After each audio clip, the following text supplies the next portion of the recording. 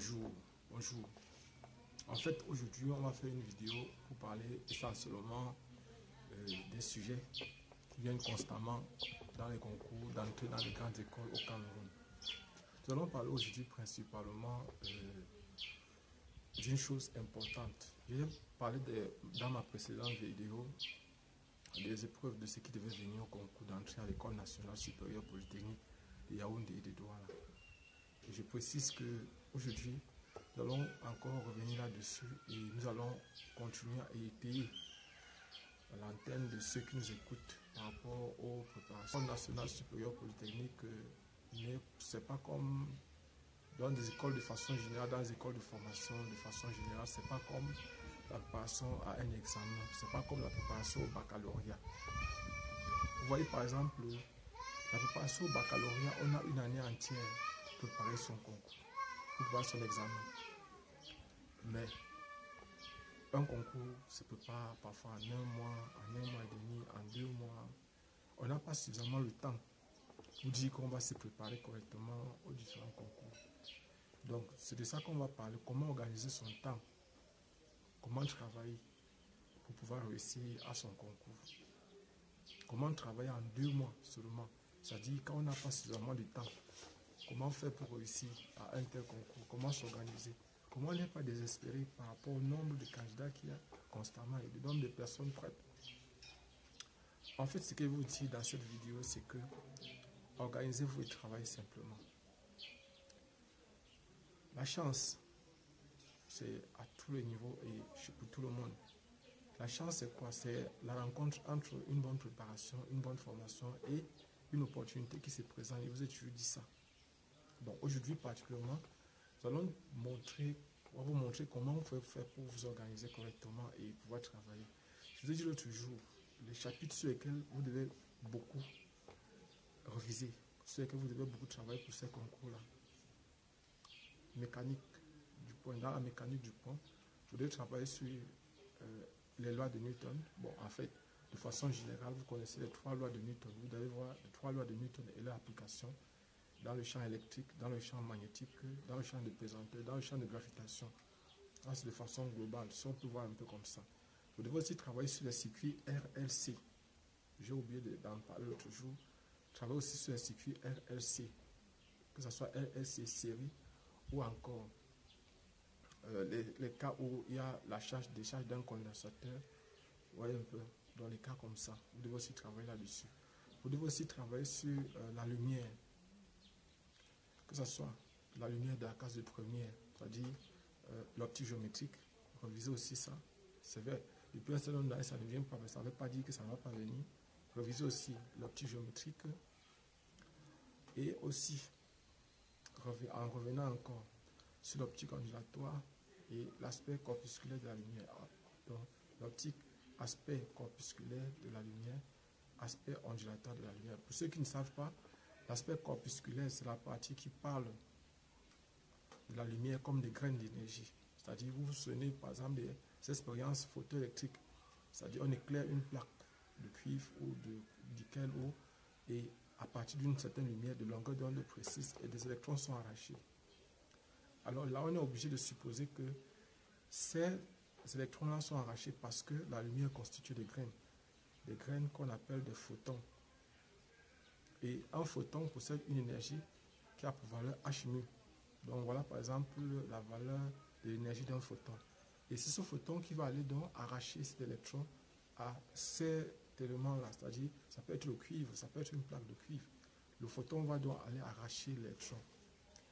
Et là, par exemple, il y a des conditions qui doivent être remplies pour que cet électron-là puisse arracher, pour que cette lumière-là, ce photon-là, puisse arracher l'électron au niveau du métal. Déjà de 1, n'oubliez pas, soit l'énergie de la lumière doit être plus grande que l'énergie qu'il faut pour arracher l'électron. Si l'énergie est égale à l'énergie qu'il faut pour arracher l'électron, alors l'électron sera arraché, mais va rester au niveau de la cathode.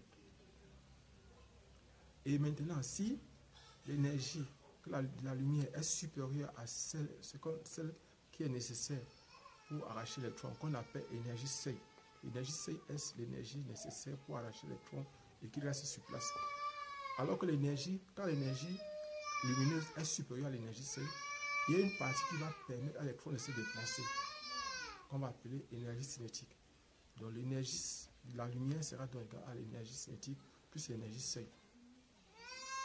Et c'est l'énergie cinétique donc qui va donc permettre à l'électron de se déplacer pour quitter la cathode pour aller vers l'anode. Donc voilà par exemple, en fait, si vous comprenez ça, et maintenant il y a une condition pour la longueur d'onde. Si l'énergie est supérieure à l'énergie seuil, la longueur d'onde sera inférieure à la longueur d'onde seuil. Donc voilà par exemple, ça c'est l'aspect corpusculaire de la lumière. Donc maintenant, il faut aussi voir l'aspect ondulatoire de la lumière. L'aspect ondulatoire, par exemple, on va parler de la lumière comme onde. Vous vous souvenez des expériences de fentes de Young. Les fentes de Young, on vous a montré que lumière plus lumière peut donner l'obscurité. Or, si lumière plus donner l'obscurité, on a toujours montré qu'en prenant une même lumière, en l'envoyant dans deux fentes différentes, on arrive à obtenir des ondulations. Pour montrer que la lumière a aussi un aspect ondulatoire. C'est-à-dire la lumière peut se comporter aussi comme une onde. Parce qu'il y a des ondes, il y a le maximum et le minimum. On a par exemple une longueur d'onde bien précise. C'est-à-dire la lumière peut être considérée aussi comme une onde dans ce cas-là. Et dans ce cas, vous vous souvenez des expériences de fentes de Young. Vous devez reviser ça. Donc voilà par exemple, vous devez aussi reviser la radioactivité. Dans la radioactivité, qu'est-ce qui est important à comprendre? Vous devez savoir quelle est l'équation de la décroissance. Que traduit l'équation de la décroissance? N égale à N0 exponentielle de moins lambda T. Que représente N? Que représente N0? N représente le nombre d'atomes qui restent. Le nombre d'atomes radioactifs qui restent à l'instant T. Maintenant, N0 représente le nombre d'atomes radioactifs qu'il y avait au départ. C'est-à-dire à partir du moment qu'on a commencé à compter. Maintenant, T représente le temps, la durée, au bout duquel le nombre d'atomes est quitté de N0 pour N. Dis bien. T, petit t, représente le temps, la durée, au bout duquel le nombre d'atomes radioactifs est quitté de N0 à N. Parce que N, j'ai bien dit, N représente le nombre d'atomes qui reste à l'instant T. Le nombre d'atomes qui s'est désintégré, qui a disparu, qui s'est désintégré, qui s'est transformé en un autre atome, c'est N0 moins N. C'est-à-dire le nombre d'atomes qui s'est désintégré pendant le temps T. C'est N0 moins N. C'est-à-dire ce qu'il y avait au départ moins ce qui reste. Maintenant, lambda représente la constante radioactive. C'est encore égal à ln de 2 sur grand T. Grand T qui est ici la période. La période qui est le temps au bout duquel la moitié des atomes radioactifs initialement présents se seront désintégrés. C'est le temps au bout duquel la moitié des atomes radioactifs initialement présents vont mettre pour se désintégrer. Donc voilà par exemple. Donc ça c'est la radioactivité. Maintenant, je vous ai aussi demandé de réviser les circuits RLC. Les circuits RLC, ça parle de quoi concrètement? Donc surtout RLC série, on va parler des condensateurs, des résistances, des bobines. Voilà les trois choses. Et puis maintenant, on aura aussi une GBF. GBF, c'est générateur basse fréquence. Pour ceux qui ont le bac D ou qui ont le DCE level et qui n'ont pas fait physics, en fait, vous aurez quelques difficultés. Mais il faut savoir que les circuits RLC, ce n'est pas difficile. J'ai mis quelques vidéos pour aller regarder les vidéos que j'ai fait sur les circuits RLC. C'est extrêmement facile, extrêmement simple. Et s'il y a des personnes qui ont une difficulté là-dessus, mon numéro WhatsApp est disponible. Vous pouvez aller voir et voir, par exemple, je vous ai dit, je donne mon numéro WhatsApp uniquement pour ceux qui ont des difficultés, ceux qui n'arrivent pas à comprendre, ceux qui, par exemple, c'est la première fois qu'ils entendent parler d'une notion. Je peux faire des vidéos pour mieux vous expliquer cette notion-là. Donc, dans les circuits RLC, vous devez savoir, GBF c'est quoi? C'est générateur basse fréquence. Et maintenant, vous devez savoir, par exemple, comment on fait pour mesurer les tensions efficaces. Les tensions efficaces, ce sont les tensions mesurées à partir d'un voltmètre. Les intensités efficaces, ce sont des intensités mesurées à partir d'un ampèremètre. Maintenant, les tensions maximales, ce sont les tensions mesurées à partir d'un oscilloscope. Et très souvent, dans les circuits RLC série, on utilise les oscilloscopes bicourbes, c'est-à-dire qu'ils vont donner deux courbes. Et il faut donc savoir quels sont les branchements qu'on a l'habitude de faire Et qu'est-ce qu'on va visualiser? Quelles sont les tensions qui seront visualisées au niveau de l'oscilloscope? Voilà ce qu'il faut comprendre là-bas. Et savoir par exemple que quand j'ai donc, si j'ai par exemple, si j'utilise plutôt un voltmètre pour mesurer la tension au bord des récepteurs ou du générateur basse fréquence, alors ce que je suis en train de mesurer, c'est ça, les valeurs efficaces. Et pour trouver la valeur maximale, il faut multiplier la valeur efficace par racine de 2. Or, si je mesure plutôt à partir de l'oscilloscope, je vais mesurer par exemple les longueurs crête à crête et diviser par 2 pour avoir la tension maximale. Et pour avoir donc maintenant la valeur efficace de la tension, je peux donc faire la valeur maximale là divisée par racine de 2. Là, j'obtiens directement la tension efficace. En fait, dans le fond, il n'y a absolument rien de difficile. Vous-même, vous voyez que quand j'explique comme ça, c'est simple. Il faut savoir donc que les résistances sont toujours considérées comme l'intensité dans les circuits RLC. On va dire pourquoi? Parce que les résistances sont en face. La résistance grand R est toujours en face avec l'intensité. Et ici, il ne faut pas oublier une chose. Sur quoi est-ce qu'on prend l'origine des phases? Sur quoi est-ce qu'on prend l'origine des phases? Si on prend l'origine des phases sur l'intensité, alors phi I sera égal à 0. C'est-à-dire, I sera égal à I max sinus cosinus de sinus oméga t, ou bien encore I égale à I max cosinus oméga t. Donc, vous aurez par exemple une des deux expressions que vous aurez à utiliser. Donc, voilà par exemple, bon, vous pouvez aussi prendre l'origine sur la tension au borne du GBF. C'est-à-dire phi U sera égal à 0. Parce que le déphasage, c'est toujours phi U moins phi I. Phi déphasage delta phi qui est encore égal à phi U moins phi I. Donc, vous voyez par exemple que dans le fond, j'essaie de parler comme ça pour que vous ayez une idée sur quoi vous devez travailler. Vous devez aussi travailler par exemple sur le cas. Si vous travaillez par exemple sur le cas de la charge de la décharge d'un condensateur, des circuits RL, des circuits LC, des circuits, lorsqu'on utilise par exemple un générateur de force électromotrice grand E qui est constante, alors là par exemple, ce sont des oscillations libres. Mais ici par exemple, bon, ce ne sont pas des oscillations en fait libres, mais on va considérer ça dans le cas des oscillations libres. Et là par exemple, ce que vous devez savoir, c'est que vous devez connaître ce que la constante de temps.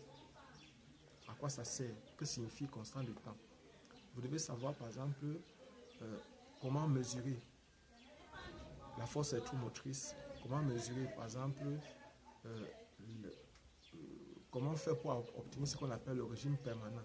Qu'est-ce que le régime permanent? Comment faire pour l'obtenir? Donc quand on utilise ce genre de circuit, comment faire pour charger un condensateur? Et à quoi ça sert de charger un condensateur? Et lorsqu'on se trouve dans les circuits RLC série, qu'est-ce que ça signifie concrètement? La bobine, son rôle, c'est de faire quoi? D'emmagasiner quel genre d'énergie? L'énergie magnétique, c'est une énergie qui est stockée sous forme d'information. N'oubliez pas ça.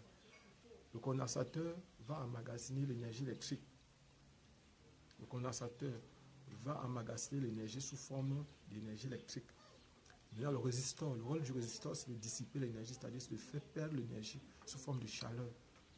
C'est celui-là qui va dépenser l'énergie sous forme de chaleur. Voilà le rôle du résisteur ou de la résistance R, grand R. Donc, lorsque vous avez donc un circuit LC, le L, c'est l'inductance, c'est la valeur de l'inductance. Le C, c'est la valeur de la capacité du condensateur. Maintenant, vous pouvez avoir par exemple les condensateurs à capacité variable. Vous pouvez avoir par exemple les condensateurs à capacité constante. Et il faut savoir que très souvent dans les exercices, on peut faire en sorte que dans les circuits, le condensateur ait par exemple une résistance interne. L'inductance est par exemple une résistance interne. Et là, la tension, vous allez voir les modifications qu'il y aura au niveau des tensions. Donc, ne vous contentez pas de penser que, par exemple, chaque fois vous donnez des condensateurs purs ou idéaux, ou encore des résistants, par exemple, des condensateurs idéaux ou des inductances idéales. Donc, parfois, on va modifier cela. C'est-à-dire, parfois, on va vous donner, par exemple, des condensateurs qui ont une résistance interne. Et là, maintenant, vous aurez la tension au bord du condensateur, ça sera donc U égale à Q sur C plus petit RI. Pour tenir compte, par exemple, de la résistance interne du condensateur qu'on a donné. Si, par exemple, on vous donne plutôt une inductance, vous savez que maintenant, U au bord de l'inductance, c'est LDI sur DT, dérivé de I sur dérivé de T. plus. Donc maintenant, s'il y a une résistance interne, on va donc faire U au borne de l'inductance sera donc égal à I à L, L qui est l'inductance, DI, dérivé de T, de l'intensité sur dérivé de temps, plus maintenant petit R de l'inductance fois I qui est l'intensité du courant qui circule. Et vous savez que quand par exemple le courant qui circule est variable, on utilise le minuscule, petit I. Quand la tension est variable, on utilise le petit U. Mais la tension maximale ou la tension efficace, ce sont des majuscules, n'oubliez pas. Ce sont toujours les majuscules qu'on utilise. Donc, vous allez aussi travailler, il faut que vous travaillez aussi, je parlais l'autre jour des pendules. Vous avez 3 types de pendules. Pendule simple, pendule élastique, pendule de torsion. Voilà les 3 types de pendules que vous avez. Les pendules simples, c'est simplement une bille qu'on a mis sur un fil et on fait balancer. Et là, par exemple, vous connaissez, bref, là, par exemple, à côté du pendule simple, vous avez aussi utilisé le pendule pesant. Vous utilisez le pendule pesant. Le pendule pesant, c'est simplement une masse qui oscille autour d'un axe. C'est une masse simplement qui oscille autour d'un axe. C'est ça en fait le pendule pesant. Et là maintenant on va étudier le mouvement de son centre d'inertie ou de son centre de gravité. Maintenant le pendule de torsion, c'est simplement une masse qu'on a attachée à un fil et qui va tourner par rapport au fil, qui va tordre le fil, qui va tendance à tordre le fil. C'est donc ça en fait le pendule de torsion. Donc c'est ça le pendule de torsion. Vous avez les formules, vous avez tout. Et maintenant, pendule élastique. On aura plusieurs types de pendules élastiques. On aura par exemple, si on a le pendule, c'est un ressort. Le ressort peut être placé verticalement, ça peut être placé de façon oblique, ça peut être placé de façon horizontale. Donc horizontal, le ressort peut être placé horizontalement, verticalement ou de façon oblique. Et chaque fois, vous devez savoir quelles sont les formules que vous aurez utilisées. Comment, par exemple, bon, vous devez en fait avoir les informations là-dessus. Le piège, par exemple, c'est ce qu'on a de l'an passé, c'est-à-dire, vous devez savoir que l'origine du mouvement n'est pas toujours prise au centre de gravité. Il peut arriver qu'on prenne, par exemple, au début du ressort, comme on l'a fait l'an dernier. C'est-à-dire, il y a des petits pièges qu'on tend souvent comme ça et que les gens tombent là-dessus. Toujours concernant le pendule élastique, on peut avoir, par exemple, un fil élastique. Ça peut être un fil élastique. Donc, ce n'est pas une obligation que ce soit un ressort. Il faut avoir un fil élastique. Et là, par exemple, on a toujours une constante de raideur de ce fil-là.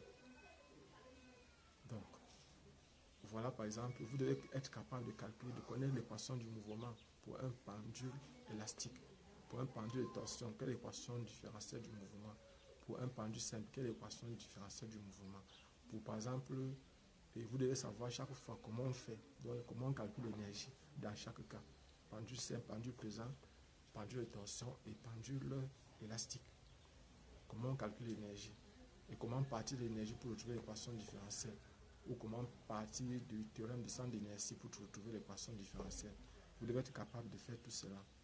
Et aussi, ce que vous devez savoir, c'est que chaque fois que vous voulez faire un concours, rassurez-vous, il peut arriver à tout moment. Vous devez savoir que les épreuves qui viennent au concours d'entrée à l'École nationale supérieure polytechnique sont souvent de 2 types. Bon, depuis pour Douala, c'est toujours la rédaction audition, toujours la plupart du temps. Mais ce qu'il faut savoir en ce qui concerne le concours d'entrée à l'École nationale supérieure polytechnique de Yaoundé, c'est qu'il arrive des années où ce sont les QCM, c'est-à-dire les questions à choix multiples.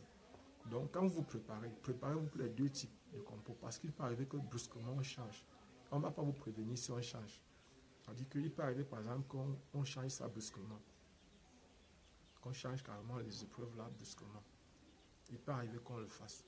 Et vous devez être prêt par rapport à ça, c'est-à-dire à répondre aux questions à choix multiples.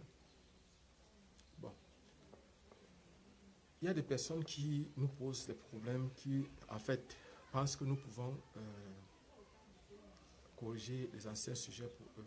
Oui, on peut le faire, mais sachez que je ne peux pas faire que vous m'envoyez une épreuve que vous n'avez pas traitée. Je me mets à corriger pour vous envoyer. Je ne peux jamais faire ça. Vous devez faire l'épreuve, vous devez corriger vous-même et vous me donnez pour que je vois quels sont les manquements, qu'est-ce que vous avez comme difficulté, que ce soit en mathématiques, en physique, en chimie, en informatique ou en biochimie. J'ai dit aussi que pour ceux qui vont préparer l'INSAI, l'INSAI c'est une école qui se trouve en Gaoundéré. C'est l'école d'ingénieurs qui se forment en agroalimentaire, en maintenance industrielle, en génie chimique, aussi en génie de l'environnement, en chimie de l'environnement. Donc voilà, par exemple, c'est une très bonne école pour ceux qui ont, par exemple, soit le DUT, soit les licences en chimie, les licences en physique, les licences en mathématiques, les licences, bref. Ceux qui ont le BTS aussi peuvent composer ces concours-là, peuvent faire le concours.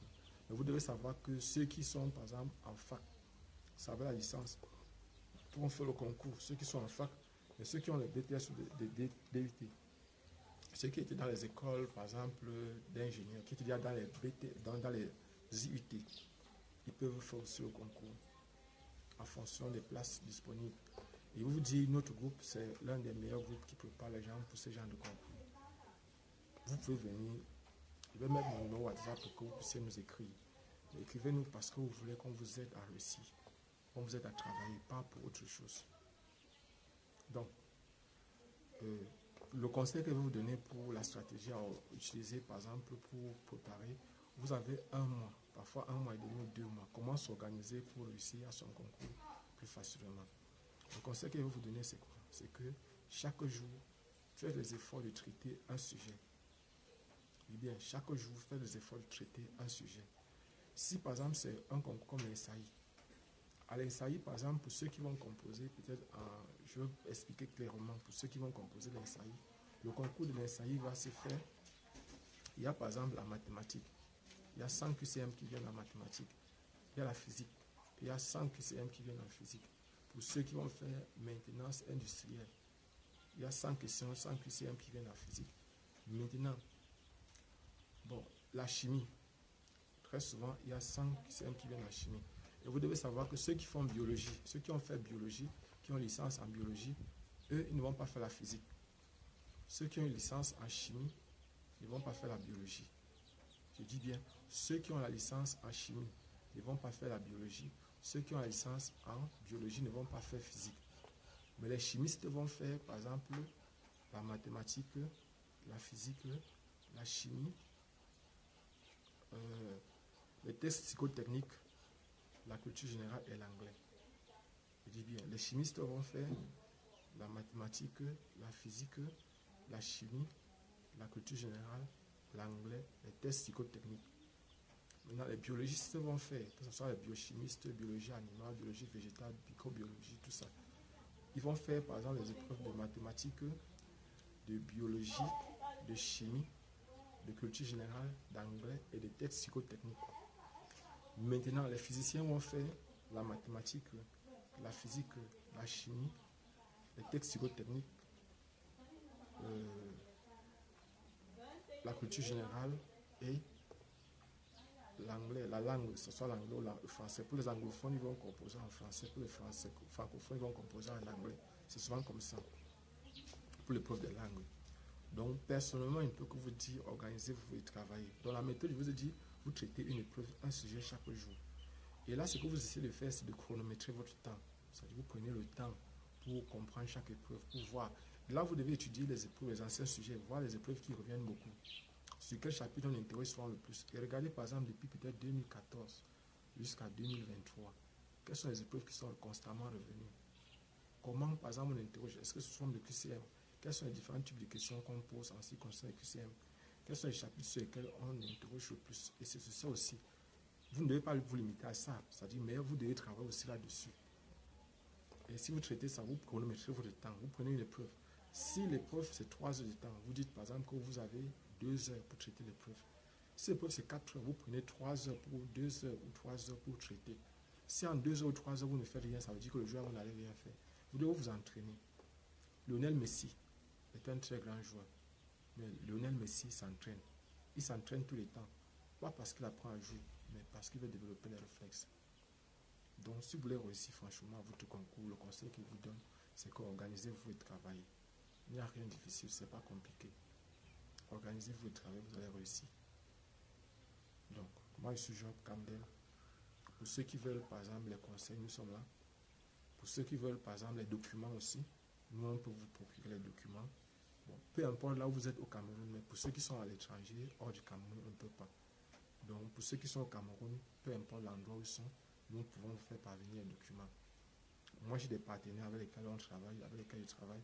Et le plus, ce qui est intéressant, c'est que lorsque, par exemple, vous nous écrivez, si vous avez des difficultés, on peut vous aider. Mais quand on dit qu'on peut vous aider, ce n'est pas que vous envoyez une épreuve, un sujet entier pour qu'on puisse corriger, vous donner. Non, c'est pas comme ça. Vous faites vous-même, vous filmez ce que vous avez fait, vous me donnez, je lis. Et je lis quand j'ai le temps, je précise bien. Parce que ce n'est que le dimanche que je sois libre. Vous avez déjà dit ça dans d'autres vidéos. Abonnez-vous, abonnez-vous, abonnez-vous le maximum possible. Je vous remercie franchement parce que nous avons atteint la barre de 2500 abonnés. Nous sommes déjà à 2500. Et je précise qu'il n'y a que 10%. 10% des personnes qui voient nos vidéos qui sont abonnées à notre chaîne. Qu'est-ce qui vous empêche? Abonnez-vous, j'attends maintenant. Ça vous prend quelques secondes, vous cliquez seulement sur le truc abonner. Vous abonnez simplement. Parce que même si vous réussissez le concours, là, vous aurez besoin de notre aide quand vous serez dans l'école de formation. Vous avez besoin. Parce que nous travaillons jusqu'au niveau 5, de première année jusqu'en 5e année à l'université. Donc vous aurez besoin forcément de notre aide. Vous aurez besoin de notre soutien. Donc ce n'est pas maintenant qu'on va vous abandonner. Ce n'est pas parce que vous avez eu le concours, vous allez avoir le concours qu'on va vous abandonner. Non. Nous pouvons continuer à travailler avec vous. Et pour ceux qui ne vont pas avoir le concours, il ne faut pas que j'oublie de préciser ça. Pour une personne qui veut par exemple être ingénieur, les concours pour entrer dans les écoles d'État, ce n'est pas seulement ça. Il faut aussi aller par exemple dans les instituts supérieurs. Par exemple, il y a Scientou, il y avait Dissamba à l'époque. Il y a beaucoup d'autres écoles où vous pouvez vous former. Vous pouvez faire 2 ans, vous avez votre BTS. Avec votre BTS, maintenant, vous pouvez faire le concours pour entrer au second cycle polytechnique ou entrer dans les écoles de formation second cycle. Vous avez cette possibilité-là. Donc, ce n'est pas parce que peut-être vous avez raté le concours, ou bien que peut-être vous n'avez pas réussi, ou bien parce que vous n'avez pas fait le concours cette année que vous avez pensé que c'est fini pour vous. Non. Vous pouvez aller dans une autre école. Je prends un exemple simple. Pour ceux qui veulent faire peut-être génie civil, il y a par exemple le Scientou qui forme les gens en génie civil. Il y a par exemple beaucoup d'autres écoles, beaucoup d'autres instituts qui forment les gens, par exemple, en génie civil. Vous pouvez par exemple aller là-bas, faire 2 ans, et après ça maintenant, vous cherchez à faire le concours pour entrer à l'école nationale, dans les écoles nationales supérieures polytechniques, que ce soit les Yaoundé, que ce soit les Douala. Et là, vous devez vous préparer. Donc, je dis, vous organisez chaque jour, donc, vous prenez par exemple même 2 heures ou 3 heures pour traiter un sujet. Et vous devez travailler le fond. C'est-à-dire parce que les épreuves arrivent, parfois on peut vous poser, ça peut revenir. Et ce n'est pas difficile. On peut vous poser des questions sur la même chose. Vous devez chercher à comprendre le fond de chaque partie. Je dis savoir, vous êtes ingénieur, c'est-à-dire que vous devez vous appuyer dessus. Vous serez ingénieur si vous entrez dans ces écoles-là. Vous devez vous appuyer dessus.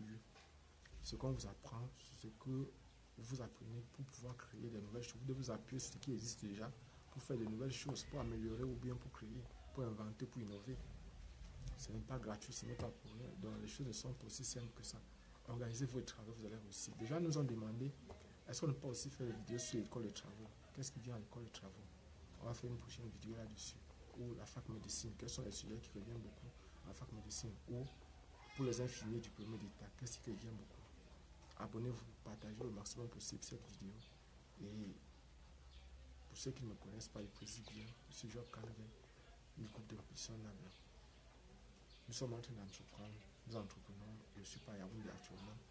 Ici à l'Est, je suis à Batouri particulièrement. Donc, pour ceux qui voient nos vidéos, vous allez voir dans les prochains jours, on va vous montrer beaucoup de choses, plein de choses. On va vous montrer que c'est possible d'avoir beaucoup de choses ici chez nous. Je vais arrêter comme ça, on se voit prochainement.